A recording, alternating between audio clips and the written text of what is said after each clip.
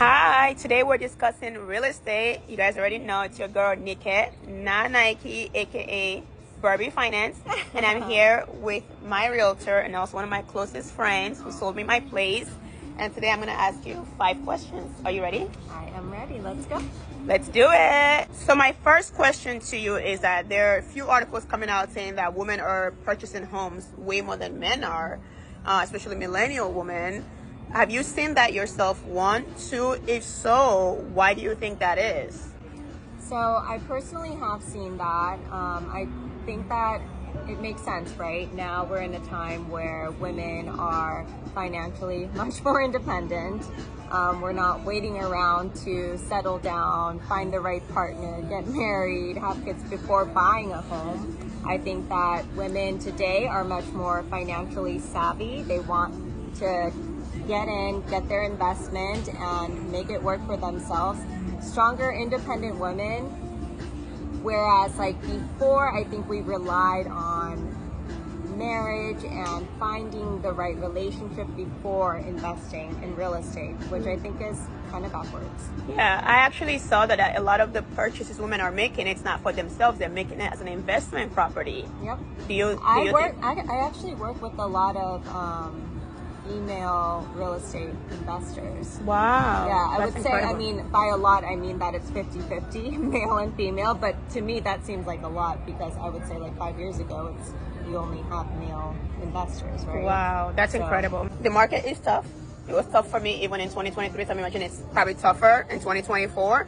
As a realtor, how do you take care of your clients? How do you guide them, especially, if they're first-time owner, if they're female like I am? How do you guide them to prepare for a purchase in 2024? Yeah, so I think that it's really important to just stay informed, understand the market, work with somebody that you trust and that can help guide you through the process. It can be really confusing, really scary, especially for a first-time home buyer. And so I just think it's like seeing what's out there, educating yourselves, having that knowledge is going to make you feel much more secure when you actually do find the right home and go through the process. Also, partnering up with the right agent, the right lender. Also, make sure you have your finances in order. Yeah. Like get your pre-approval, talk to a lender, which your realtor can help refer you to. Perfect. Having all of that will just make you so much stronger. Wonderful. When presenting your offer in the market. Okay. Sana, in your experience, what are buyers looking for in 2024 when they're purchasing? So we're still early, but what I have seen and what my team specializes in is primarily a lot of new construction homes. So typically buyers want turnkey, move-in ready, ideally, fully remodeled or a new construction home because they don't want to have to deal with the headache of, fixing up all of these things. Can I interject here? Yeah. You guys love my kitchen. Like every time I post my videos, my comments like your kitchen. She did not just sell me my place, she also remodeled my kitchen, which you guys love so much. So yeah, you did a great job on that. Like my audience loved that kitchen so much. And so I get it. Like they want it to be flip ready. Yeah, move in ready. They don't want to have to fix anything when they get in. Okay, that's fair. I've done almost 100 flips, you guys, so 100 flips. I know how to remodel. Take that to the bank. So what advice would you give someone who wants to sell their house right now? Okay, so first thing I would say that this year overall seems more hopeful. 2023 was a really tough year for real estate, obviously because of the interest rates, sellers not wanting to sell because they were locked in these crazy low interest rates that they weren't willing to give up, especially when there is no inventory. 2024 feels a lot more hopeful, right? And I think that it's very important for sellers to use the right agent that's going to market their home in the best way possible, bring as many buyers as possible, and price it accordingly, because we were hit the hardest, I would say, in the like kind of 5 million plus price point, which is like considered the like luxury. Yeah. But everything under was still like moving, multiple offers, still moving, and I think that you need to really just be aware of the comps, know what your home is worth, listen to your real estate agents, and just, yeah, price it accordingly, market it efficiently, and it'll bring like the right buyer. Oh, the question I get the most, believe it or not, is that people think like it's literally impossible to buy a house. There's no way anyone can afford to buy a house. I mean, people who I assume were way more successful than me saying they can't purchase a home. For the people who are still optimistic, who still believe in the American dream, who still believe that they can purchase a home, what advice would you give to them, especially if they have lower income? Yeah, so I think that the first thing is that there are a lot of government-sponsored programs like Really? FHA, VA if you're a veteran. So many different programs that can help kind of kickstart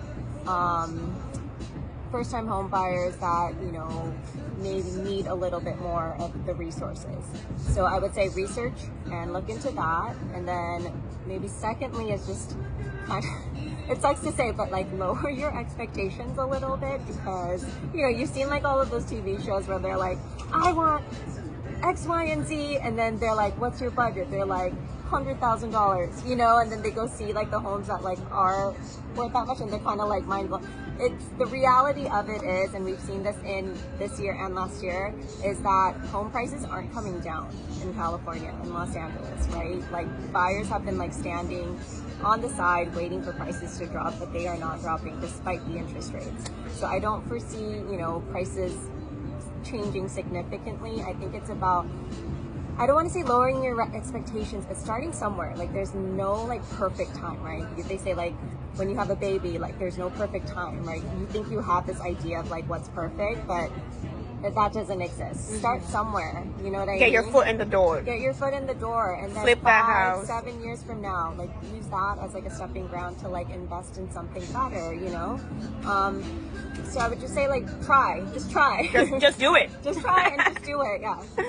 What would you say makes you stand out from other realtors out there, and how can my followers contact you? That is a great question. I think that the biggest thing is that through my experience of flipping, honestly, because I have seen so many like situations, and I know how to problem solve. I know I've worn so many hats as an investor, as a designer, as a project manager, as like a semi-contractor, as a real estate agent, both on the buyer side, seller side. I've done full circle where it's like I'm buying the home, remodeling the home, selling the home. So I kind of like understand. I mean, I'm very confident I understand the whole process for any potential client. So I'm just like here to help in any way possible. I have a lot of resources, and how can they contact you? You can DM me. You can Sina message me. Yeah. Heart. Her last name is not a misnomer. She really has the biggest heart. Oh, That's that was so cute. That's it, you guys. I believe in you, and I hope you always believe in yourself. Stay fabulous. Can we